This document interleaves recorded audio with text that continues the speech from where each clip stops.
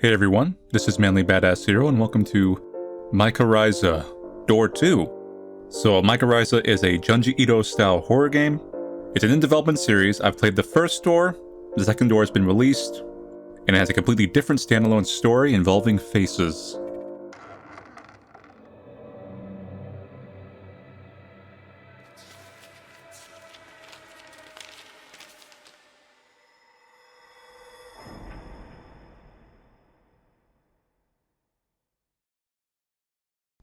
My eyes were burning. It felt like hot coals were lying on my eyelids. I slowly opened them, attempted to heave myself up from the cold asphalt, but I failed. My whole body was heavy, and my head felt like it was being squashed by a hydraulic press. After a few attempts, I finally succeeded and tried to make out where I was. The fog in my mind lifted slowly, and I realized that I was in a dark alleyway. My vision was still blurry, and I had trouble keeping my eyes open, but I could tell that I had never seen this place before. Slowly, my heart began to race. Was I abducted? Mugged? What had happened to me? I hastily checked my body, fortunately finding no wounds. Why was I feeling this weak then? Maybe I was drugged. As a quick note, actually. Well, like I said, I have played the first ones on the channel, and these are standalone stories. Since this is kind of an in-development game, they have upgraded the first one with some new CGs and number upgrades. So if you go play that yourself and you see your playthrough looks a little different than mine, that's why. As I tried to recall what might have happened to me, my eyes finally focused and I could see the house in front of me. In fact, it was the only house on the street with its lights on. The dirty yellow glow shone through every single visible window. I felt some relief knowing that the tenants were awake. Perhaps they could tell me where I was. I approached the front door. It took me some searching to find the doorbell through the overgrown ivy. A deep gong rang out from within the house when I pressed it. The sound, amplified by the cold wind cutting through my shirt, made me tense up. What an odd choice for a doorbell sound, I thought, while rubbing my upper arms to warm myself. I waited. No one answered. My mind twisted in confusion. Why was no one coming? I rang the doorbell again. Then I tried knocking. "Pizza's here." No response. No one was coming. I didn't understand. Did they forget to turn off the lights and go on vacation? They come out like, "No trick-or-treaters! We have no candy! We just forgot to turn off the lights." As a last resort, I tried to turn the doorknob and it actually opened. This worried me. Did something happen to the family living here? Perhaps I should find a phone and call the police. Suddenly a loud crash echoed through the street. My heart started to pound as my body tensed up. I wanted to dash into the house, but my feet refused to move. What was that sound? Was someone out here? Pictures of otherworldly monsters and armed kidnappers popped into my mind as my eyes scanned the darkness. The world was silent once more. I was still on edge, but my body slowly started to relax as I regained my composure. I decided I didn't want to find out what that was. Cautiously, I stepped through the threshold and firmly closed the door behind me. I felt an immediate lurch of guilt since I was trespassing into a stranger's home, but I'd rather face a police questioning than wander around a strange neighborhood in the middle of the night. "Hello? Is anyone there?" "Apparently my name is Scott. Hello?" No answer. The house was eerily quiet. I cautiously ventured further down the front hall. Perhaps I could find a telephone. I stepped in front of the doors, and a dim yellow light seeped silently through the bottom crack. I turned the knob. Locked. The next one. Also locked. They all seemed to be. I frowned. Why were the lights behind these locked doors lit? It gave me an uneasy feeling. The door at the very end of the hall was the only one that I hadn't tried yet. I grasped its handle and turned it slowly. It swung open to complete darkness. Once again my body tensed up while my mind started to conjure horrific images. A beast with dislocated limbs and crooked teeth creeping towards me from the darkness. A floor littered with corpses and walls stained with blood. A giant spider sitting in a corner waiting for his chance to strike. An anime club full of anime. My hands shook as I reached to flick on the light. Oh, thank God there's no anime here. It was an utterly ordinary bedroom. My heartbeat slowly calmed down as I realized that I seemed to be safe. I felt almost silly getting scared of nothing. A quick search yielded nothing but bare and dusty shelves. The bed was the only meaningful object present. Slowly but surely, a wave of fatigue washed over me. With my adrenaline rush fading away, I found that I was more exhausted than I had realized. Like a worm worming its way into an apple, a single thought slowly invaded my mind. I had to sleep. Trying to fight it made it worse, as if some outside power was affecting me. Sleeping in a stranger's bed in a stranger's home was the last thing I wanted to do right now, but it was soon the only thing I could think of as my consciousness faded. I had to sleep. The world turned dark and the soft covers of the bed pulled me deeper and deeper into the black abyss.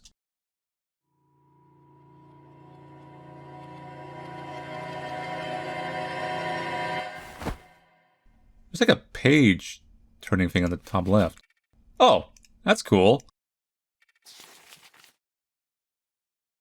I shot awake, panting heavily. My clothes sticking to my skin due all of sweat. My eyes darted around the room, but everything was quiet. I seemed to be safe. A nightmare. Seems like I just had a nightmare. I couldn't remember it anymore, but it must have been horrifying. Chills were still running down my spine. After calming down, I decided to take another look around the house. The fact that no one was here, even though the lights were on, was still nagging at the back of my mind. A look out of the window confirmed that it was still night. I must have either slept for a whole day, or only for a few hours. Considering how tired I was, it must have been the latter. I left the bedroom to retry the doors, just in case. They were still locked. I really wanted to go home and take a shower. I smelled my clothes, and they indeed had started to smell slightly sour. This place seemed to have nothing left to offer. I'd be better off out in the streets even if it was still dark and I was missing my wallet. All I needed to do was find a police station. They'd definitely be able to help me out. As I wandered around, I grew more and more aware of how big this town was. The buildings were pretty high and nature was rather scarce. But it was strange how empty the streets were considering how many people must be living in this town. My ears began to pick up the subtle sounds of laughter. The sounds turned to unease in my empty stomach. It was awfully late for such a public crowd. There wasn't cheering or rounds of applause. Just laughter.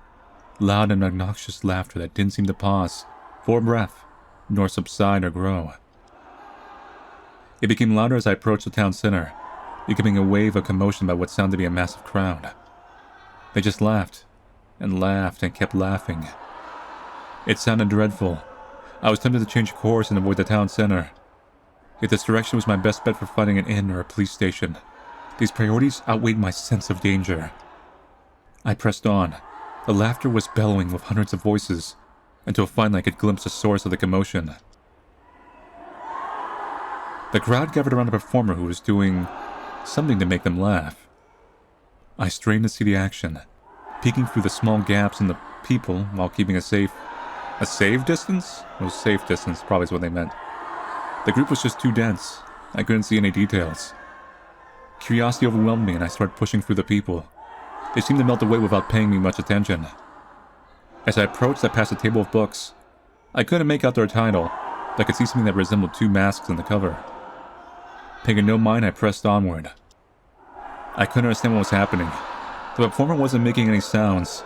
I couldn't make out any movement from beyond the crowd either. What was so entertaining? What I saw was the opposite of funny. It was horrifying. What was wrong with his head? That's rude. It could be like a yokai or some kind of mythical being. He turned his hips so that everyone in the crowd could have a clear view, as if he didn't want anyone to miss it. Why are people laughing at this? A bystander heard me. I don't know. His face just seems so funny. I mean, look at it. I stared at him in disbelief. He and the others really did seem to find this funny. Were they seeing something I wasn't? No matter how I looked at it, it didn't seem like anything other than disturbing. I averted my gaze and walked away. I wanted nothing to do with this madness. While continuing to comb through the town center while trying to keep my distance from the crowd, I noticed that the sun had already started to rise. And I still hadn't found anything that even vaguely resembled a police station. It's kind of creepy, isn't it? I'd walked by a girl that was standing nearby. She was watching the crowd from a distance. Yeah, it is. I was glad to hear that someone else was thinking the same thing. An awkward pause followed. I was under the impression that she had wanted to start up a conversation, but I guess that wasn't the case. My stomach broke the silence. I hunger. Are you hungry? Blood shot to my face. It was true that I was feeling starved. Swallowing my pride, I nodded. Have a sandwich with me. You can have it. Thank you, random stranger who's offered me a sandwich out of nowhere that I will trust now. Are you sure? No worries, I'm not hungry anyways. While I was embarrassed to accept her generosity, I was not embarrassed enough to refuse. I had to hold myself back, as not to lunge onto it, but I kept my cool and ate it consciously, as I did not embarrass myself. Some of my strength returned to me. In the meanwhile, I decided to ask her about this town. Sorry, I don't really know my way around here that well. Oh, so you're not from here? No, not really. Maybe I could help you look. I'm feeling a bit uneasy being alone here anyways. I glanced back in the direction of the laughing crowd. Sure, I would really appreciate that. I'm Scott, by the way. I'm May. Nice to meet you. Oh. May I call you May? You may lead the way. We stopped to look for help. The idea to call someone I knew from May's phone came up, but she didn't have the honor. Unfortunately. We approached several people asking for directions or to lend their phones, but all of them seemed to ignore us. I tried to make some small talk with May, every now and then, but her replies were always short, and didn't leave much room for follow-ups. But she perked up when I asked her about her family. It's all about family, you see. Family the most important thing. I have a sister. At first I thought that'd be all I'd get out of her, but she continued after a short pause. She's been home more recently. Usually she'd leave early and return late or not return home at all for several days. Her job is really important, so it's understandable, but I was really happy when she told me that she wouldn't go to work for a while. I assumed she was finally able to request some time off. But she continued to work even at home. She's doing it to help people and I'm proud of her, but I still wish she could hang out more. We could hang out more, rather. Well, same thing. May hung her head. It seemed like I had touched on a sensitive topic. I thought of ways to console her or cheer her up, but couldn't come up with anything to say. Since I didn't have any siblings, it was hard to relate, but it seemed like she really loved her sister. I could ironically relate more to May's sister. Just as her, I too have really barely been home due to my work. And just like her, I'd likely still continue working even if I was home. Yeah. But as opposed to May's sister, I didn't have anyone waiting for me back home. I decided against poking any further and instead shifted my focus back to asking people for directions, without much luck. Oddly enough, it was as if they were all going in the same direction. The town center.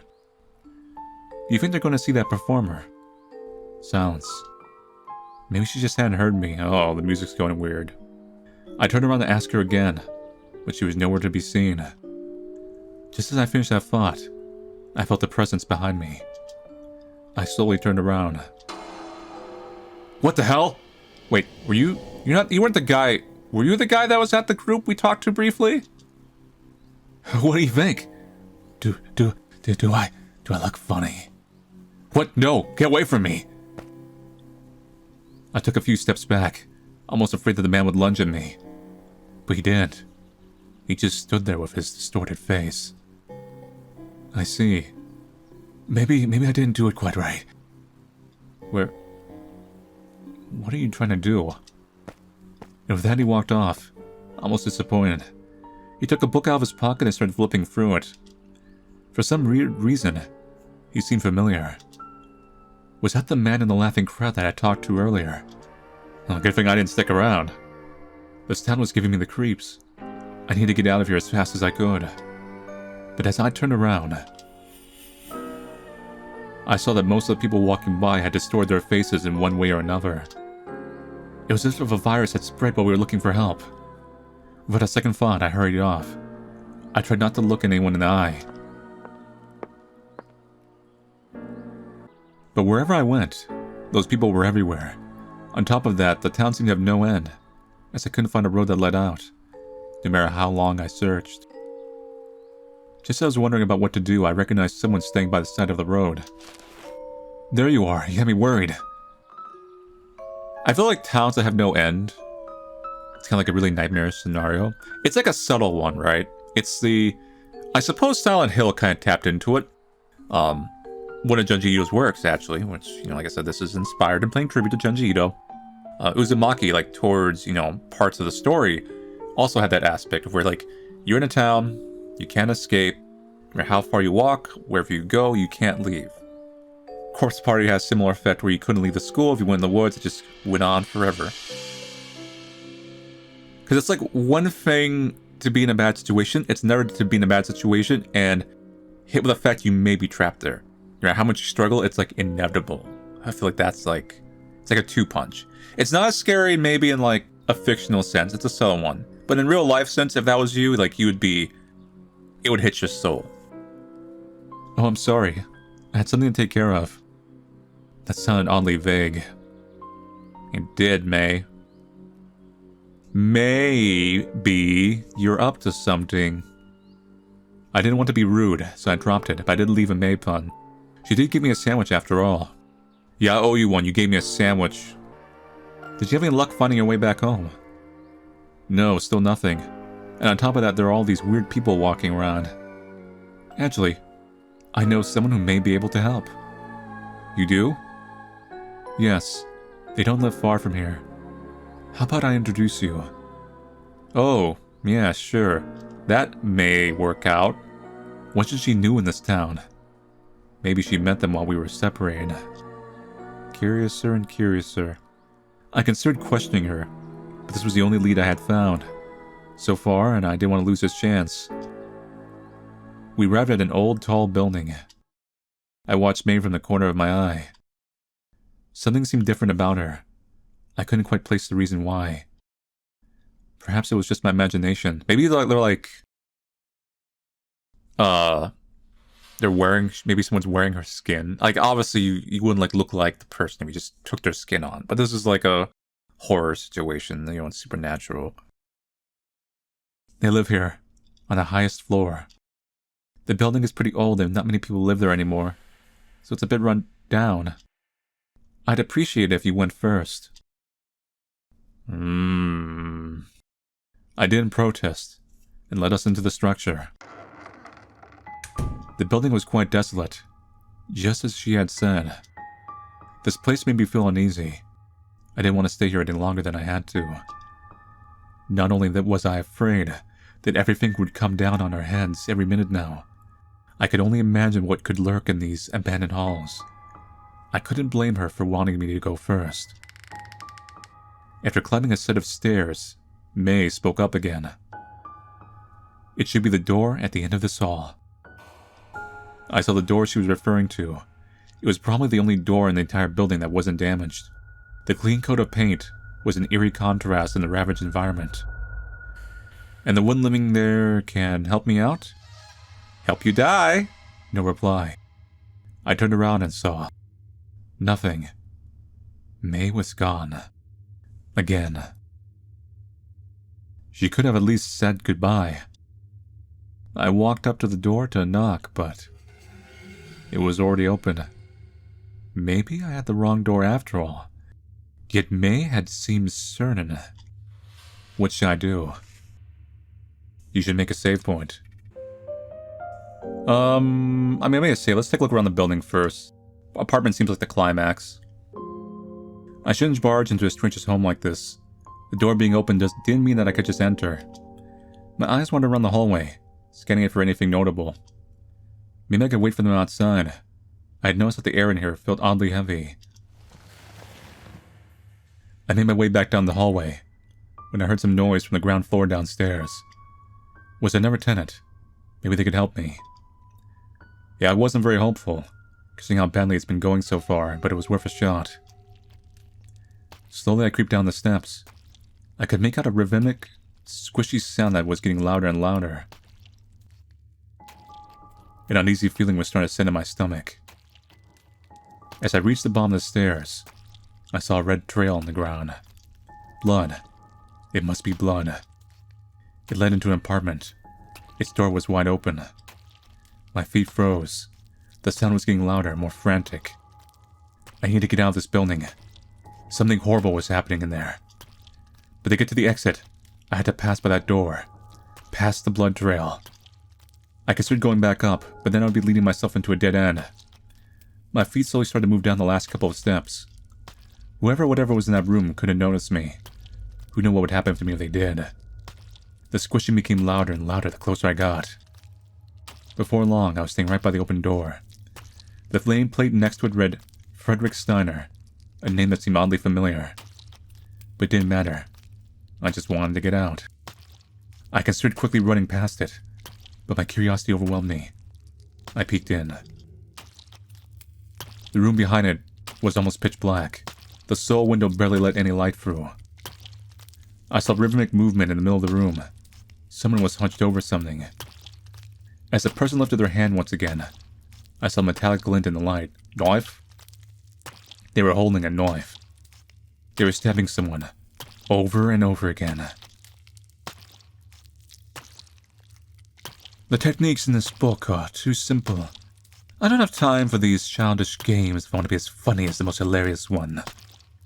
Taking from the face. Nonsense. Why just the face? There's so much missed potential. This is exactly what my studies have been leading up to. She just doesn't get it, but I do. I'll show her what it means to be funny. They were whispering to themselves in a gurgling voice. I had no idea what they were talking about. They must have gone mad. I stepped away ready to leave the building for good. But my foot slipped in the wet blood. Oops. Clumsy. I managed to catch myself and avoid falling, but I couldn't avoid making a sound. The movement inside the room suddenly stopped. Silence. Then their heads slowly turned my way. What? Boy, you're one step away from entering the Chaos Dimension. Who's there? The person frantically shook their grotesque head around. It seemed like they couldn't see me past the face modifications. The various body parts fused through their skin wiggled like worms crawling out of their head. Is that you, Sabrina? Have you come to your senses? Have you finally realized that this is the only way to make an actually funny face? Look at me. Soon I will be the most hilarious one. And then... His breathing was getting even heavier than before.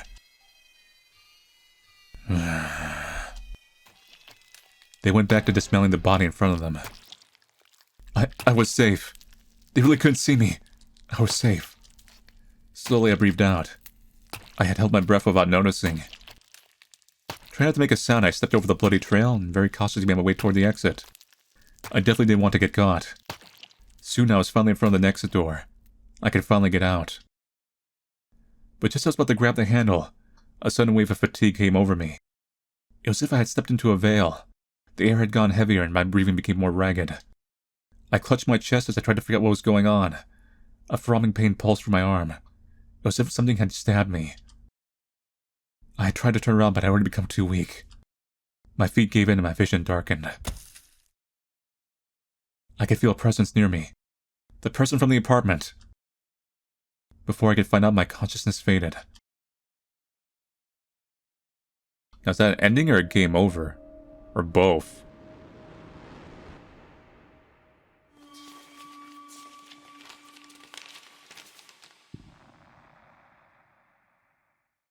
Well, we'll go back and reload in that one choice. Let's enter the apartment now.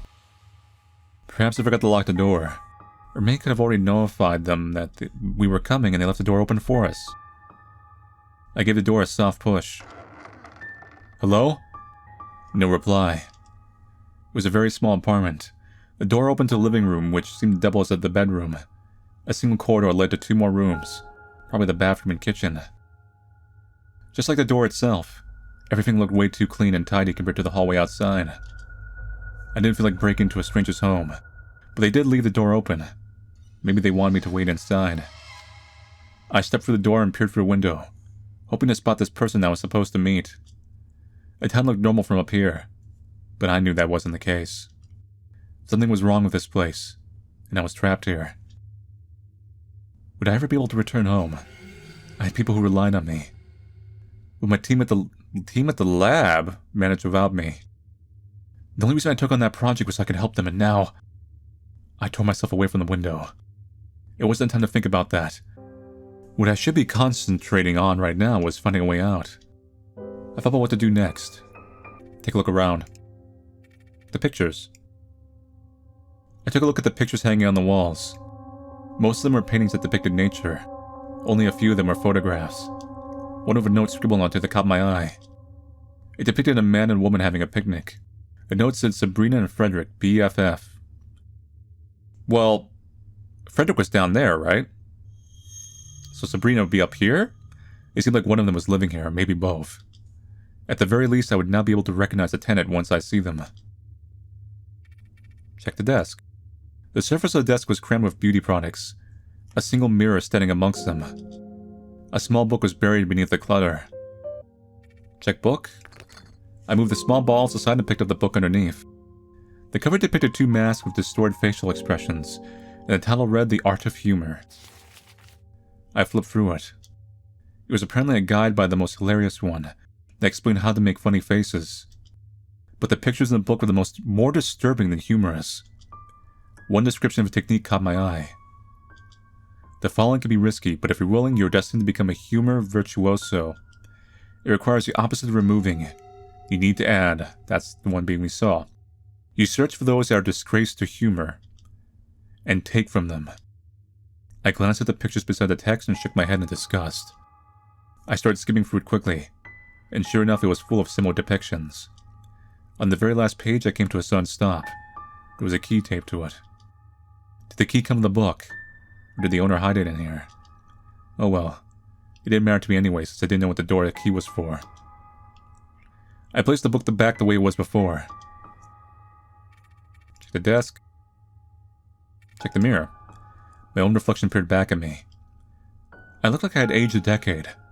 The missing sleep was really bringing me down. Not to mention all these strange occurrences today. If I ever get out of this, I'll need a long vacation, I thought. Suddenly I heard a sound outside the apartment. Alright, I'm going to save and go back. Check the other rooms. I walked down the corridor and towards the two other rooms. As I suspected, it was just the bathroom and the kitchen. Something about the bathroom caught my eye. It was filled with countless beauty products. Too many beauty products. The shelves were overflowing. I could barely see the counter. Even the floor was littered with them. Shaking my head, I went back into the living room. Something started to sound outside the apartment. Okay. So, that's the cap of, things you can do, but the most important one was the book and the photograph. And what happens if you just say, stay here and wait? I shouldn't be too nosy. After all, I was just a guest. So I waited. Suddenly I heard a sound outside the apartment. Okay, so it's all the same thing, really. I hastily slipped inside a closet and carefully pulled it shut. I wasn't sure why I was hiding, but I had an awful feeling in my guts. Finding a stranger standing in your apartment probably wouldn't be something someone would take in stride. Then again, finding one in your closet would be even worse. I watched for the slits in the door as they entered the apartment through the half-closed door. They stopped in the entryway and took a look around the room. Was this the tenant of the apartment? Shadows were obscuring part of the body. I strained my eyes, trying to see what they looked like, but what I saw made me cover my mouth to suppress a gasp. What'd you see? Can't be that bad, can it? That's pretty bad. The woman's face was ravaged. Fleshy chunks clung to her forehead. Were those face parts? Tisk, forgot to close the door again. She spoke to herself and moved as if nothing was wrong. But her face, it was horrendous. She walked up to the mirror. This looks so much better. Just like in the book. I should check the text again. I may have missed something. She picked up the book that was lying on the desk and flipped it open. I see. I need more. Yes, I definitely need more. She looked back to the mirror and caressed her disfigured face. She backed toward the exit and left the apartment. Her eyes never left the mirror. I remained frozen in the closet for a few more minutes. My heart slowly calmed itself. Once I was sure she was really gone, I left the closet. I need to get myself as far away from this building, and hopefully this town as fast as I possibly could. As I was about to step out of the apartment, a sudden wave of fatigue came over me. As if I had stepped into a veil. The air had gone heavier, and my breathing became more ragged. I clutched my chest as I tried to forget what was going on. A throbbing pain pulsed from my arm. It was as if something had stabbed me. I tried to turn around, but I had already become too weak. My feet gave in and my vision darkened. I could feel a presence near me. The woman? May. Before I could find out, my consciousness faded. So both kind of vague endings. They probably have to make more sense in the context of all three stories being available. There's gonna probably be a connecting thread, because we got a key, we can't use it, right?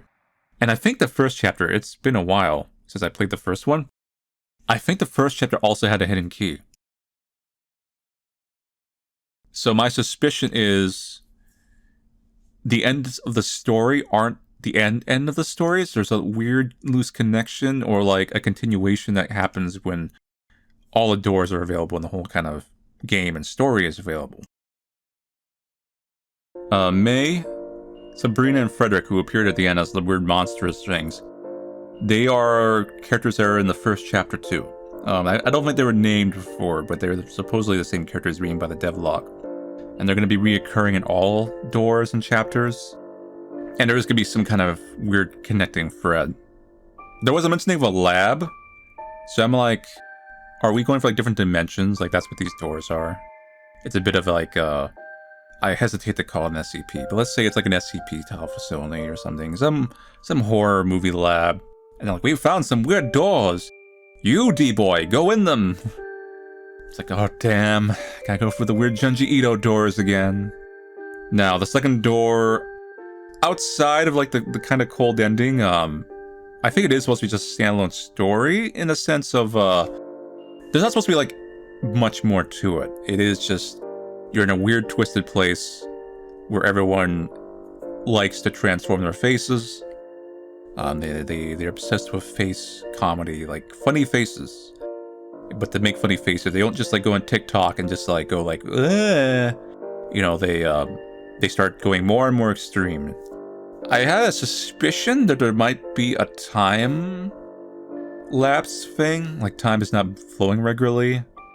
But I don't know on that part. That's just some kind of random thing I just threw out there. But yeah, the story is what it is. It's kind of paying tribute to Junji Ito so much that we actually got the Junji Ito short story Cold Feeling, and Junji Ito is always known for like really like sudden drop off endings. Like, oh, something weird. That's the entire story. Just something weird is there. Something weird is happening. There's no explanations. Just something weird. End. So on one hand, it would have been nice to have maybe a little bit more of a climax, but on the other, I can see where they're trying to emulate that short story style because it had a very Junji Ito style ending. Anyway, so that's it for MYCORRHIZA Door 2. I'll see you guys later, and take it easy.